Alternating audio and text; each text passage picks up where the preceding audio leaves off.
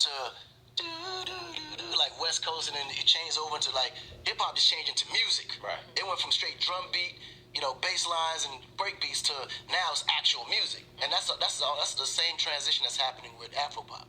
And I think Afrobeat is the best words to use to describe the music and sound. Okay. Because in Africa, it's kind of kind of moved up to a whole nother level. Because the younger generation just kind of did it the way they, embellished it. You know what I mean? You don't get a lot of credit for a lot of the artists that you helped out. You mentioned Wizkid and Davido and Red Cafe and French Montana, Cardinal Official, T-Pain, Lady Gaga, Jeezy. Jeezy. He was He talking helped about Jeezy on his that. first record too.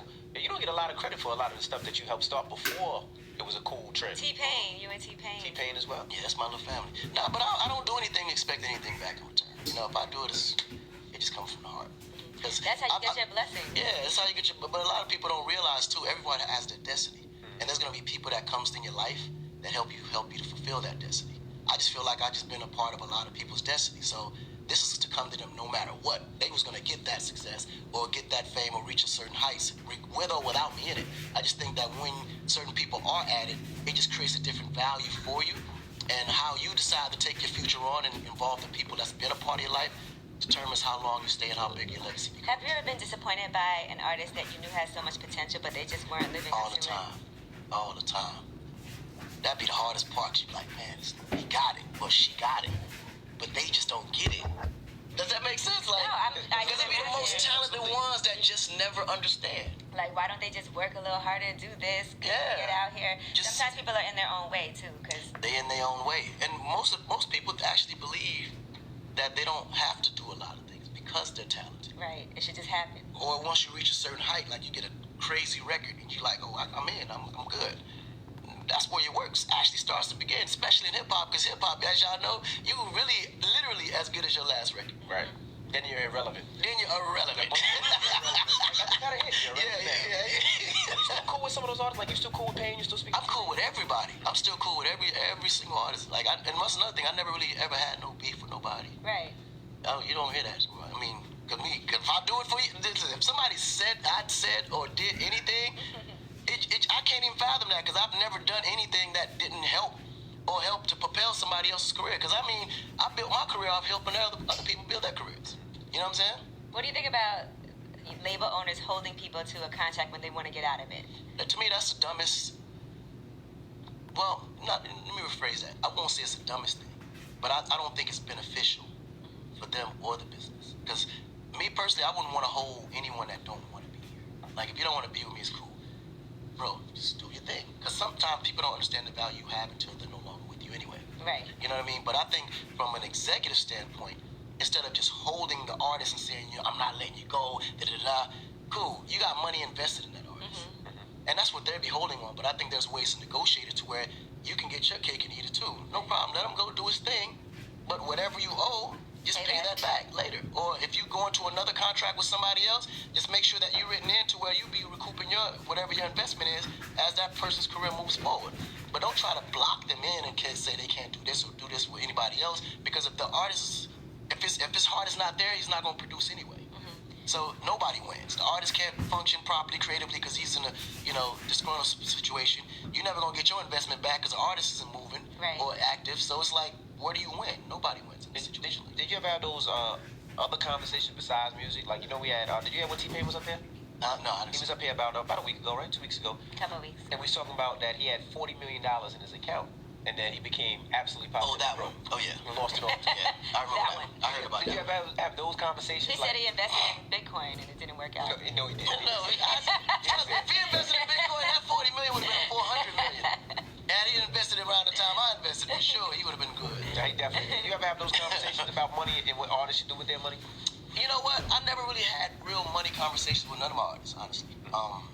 But I kind of try to just show an example of what I do with my money and how I invest and how I move it around. Looks a little different, AKN. One time you had about 15 cars, all white. You had a huge house. You had a gas station in your backyard. Yeah, gas station in your backyard. But I only did it because I could afford it, and that wasn't music money. See, the thing is, a lot of artists just assume that the money I was spending came from records. None of that money that y'all saw came from records, because if it was for records, I wouldn't be able to afford half that stuff. So what I did, I got this 10% rule. Like, if whatever whatever I'm purchasing isn't 10% of 100% value of what I have in the bank, I don't touch it. So in other words, let's say hypothetically, if you have a car that you want to buy for $100,000, right?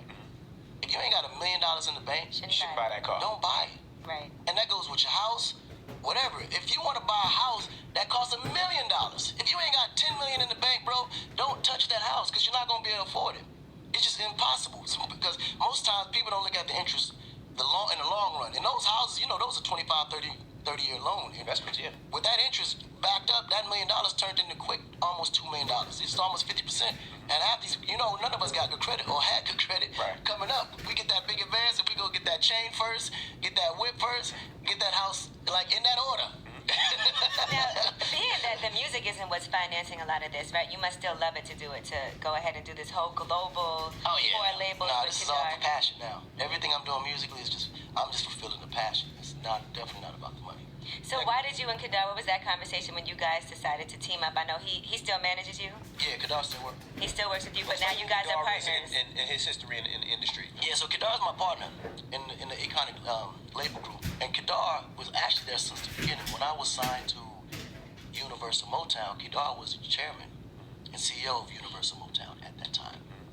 And, he had obviously big acts like Erykah Badu, D'Angelo, Joe, like that whole neo soul. He patented that like he created neo soul.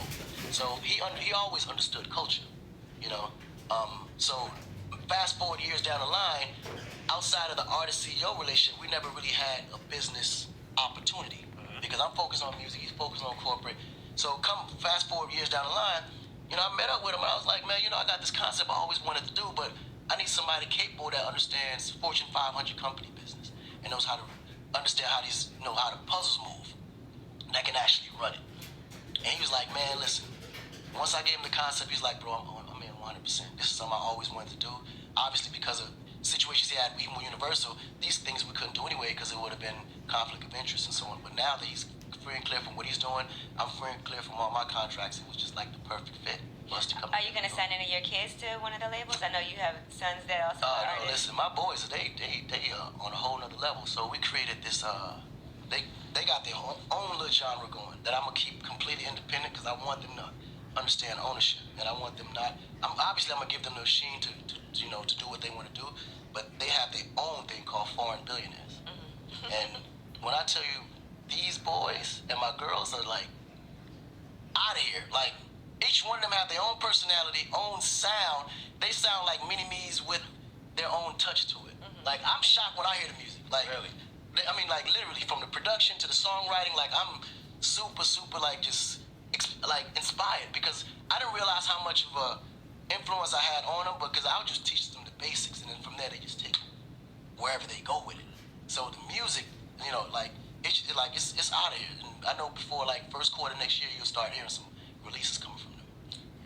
You also purchased a utility company. Yeah. In Africa. Now explain how you got into the utility game. It just seems something that I can't fathom. Like what make you get into electricity and things like that? Like talk about that. No, you have no idea. Like even today I sit down and think of myself like how the hell I get into energy? Like, because 7 years ago I knew nothing about energy. Like absolutely nothing. All I knew was that it made good money. But I didn't know no specific details, no anything. So when I went back to Africa, I was doing a concert in Sierra Leone. And right in the middle of the second song we was doing Ghetto. The crowd it was like about 50,000 people in that stadium, and literally electricity just cut out. Power went out. Power went out. Because they had a big riot went out because the power never came back on. So I was like, something got to be done about this. Like this ain't normal. So then I started doing research, met with the president, said, listen, man, we want to figure out how can I be of help to get the energy problems resolved in Africa, because everywhere I go, we would have the same problem. So then I went to the Middle East, found some friends, and said, listen, if I can come through and put together some partnerships between you and certain countries in Africa, would you provide the energy there? At this point, mind you, I know nothing about it. Right. Then I meet my country president. I said, listen, I want to be able to liaison some energy companies. How can we make this work out? Raise some money, build a power plant. This was my thing. So he was like, yeah, if you can find it, let's do it. So now I'm hyped.